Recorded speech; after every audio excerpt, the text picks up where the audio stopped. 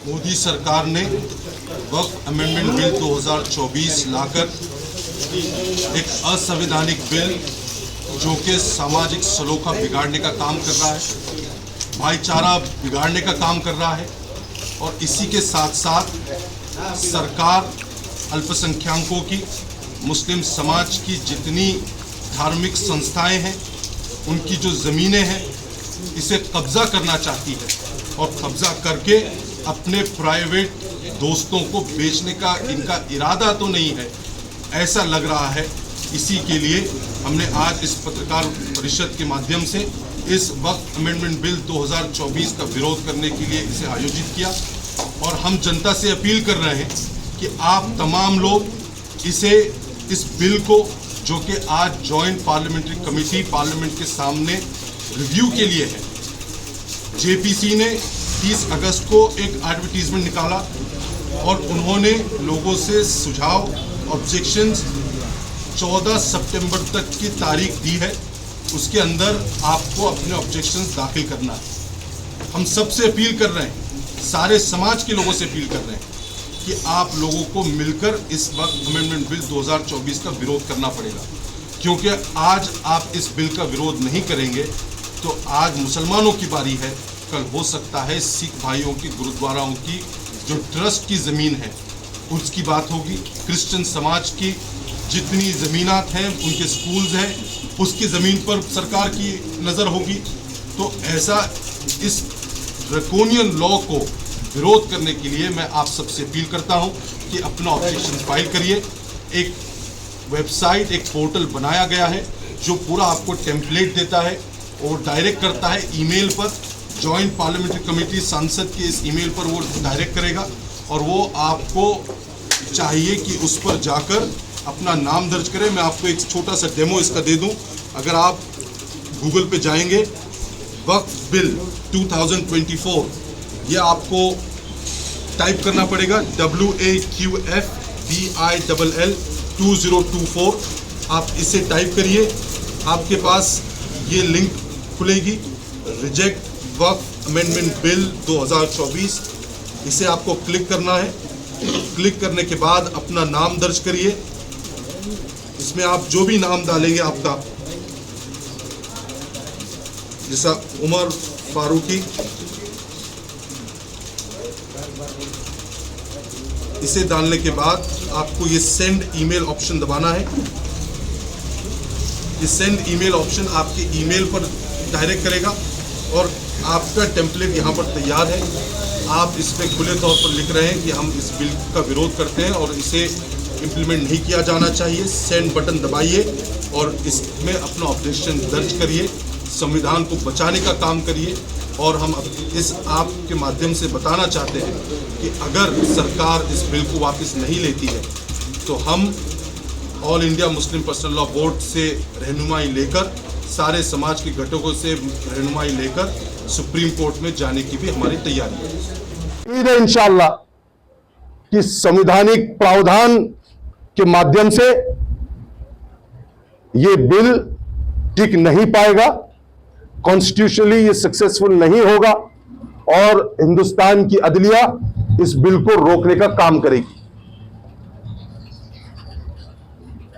मैं आप लोगों को आखिरी में बताता चलूं कि बहुत जल्द हम दिल्ली का दौरा निकालने वाले हैं और दिल्ली जाकर जितने सेकुलर जहन के लीडरान हैं, चाहे वो राहुल गांधी जी हो, खरगे साहब हो, शरद पवार साहब हो और खास तौर से चंद्रबाबू नायडू साहब, नीतीश कुमार जी और जितने प्रमुख घटक दल हैं, इन लोगों के पास जाकर हम इनसे अपील करेंगे कि आप लोग, अखिलेश यादव साहब हो, तेजस्वी भाई हो, चिराग पासवान जी हो, ममता बनर्जी जी हो, जो कोई भी सेकुलरिज्म में विश्वास रखता है, उनके पास हम जाएंगे और उनसे अपील करेंगे कि वक्फ अमेंडमेंट बिल किसी भी तरह पास नहीं होना चाहिए, क्योंकि यह सिर्फ मुसलमानों का मसला नहीं है, यह हर समाज का आने वाले भविष्य में मसला बनेगा।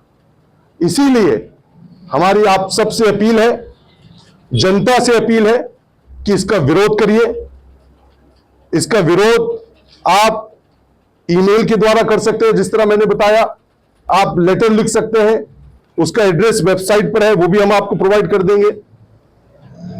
इसी के साथ साथ आप फैक्स भी कर सकते हैं, और वक्त पड़ने पर लोकशाही मार्ग से अमनो अमान के साथ सड़क पर भी आंदोलन खड़ा करने की आवश्यकता पड़ी तो हम वो भी करने के लिए तैयार रहेंगे। हम लोगों ने 4 जून 2024 को देश में जो लोकसभा के रिजल्ट आए, उसके बाद से देश की फिजा बदल चुकी है, और जो सरकार आज बैठी हुई है, ये मोदी सरकार, ये फासिस्ट ताकतें, ये बौखलाई हुई है, और आने वाली विधानसभा की तैयारी में ये लगकर वक्फ अमेंडमेंट बिल जैसे कानूनों को लाकर सिर्फ यही कानून नहीं लाया जा रहा है, बल्कि ऐसे एलिमेंट, ऐसी पॉलिसीज, ऐसे स्टेटमेंट देने लगाए जा रहे हैं जिसके जरिए समाज में हिंदू मुस्लिम एकता को धक्का लगे। हाल ही में हमने देखा, इसी का एक उदाहरण, एक रामगिरी हमारे नबी करीम मोहम्मद सल्लल्लाहु अलैहि वसल्लम पर अपशब्द कहता है, गलत सलत कहता है।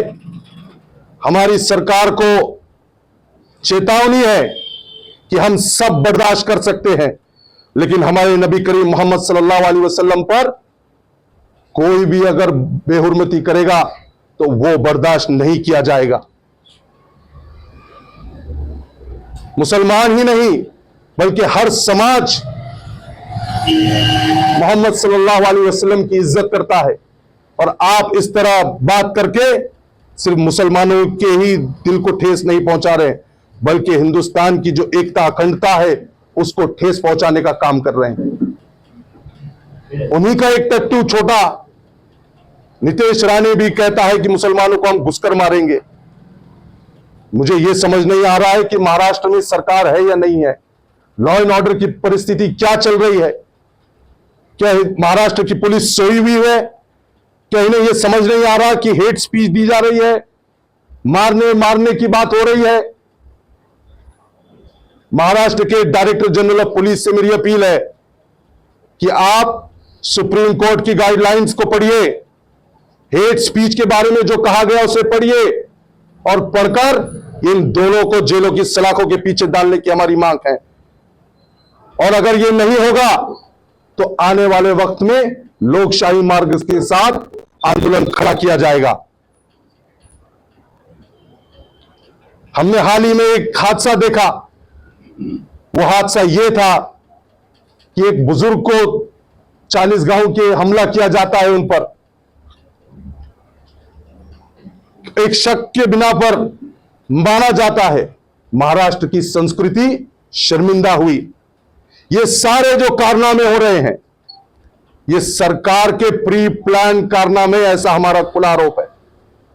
और ये बौखलाए हुए हैं, इन्हें लगता है कि ये सरकार में नहीं आने वाले हैं, और ये बात सही है कि आने वाले वक्त में महाराष्ट्र की सरकार बदल रही है, फिजा बदल रही है, और सेकुलर जमातें इंशाअल्लाह मजबूत होगी, जिसके जरिए हिंदुस्तान का संविधान बचाया जा सकता है, ऐसी हमारी उम्मीद है।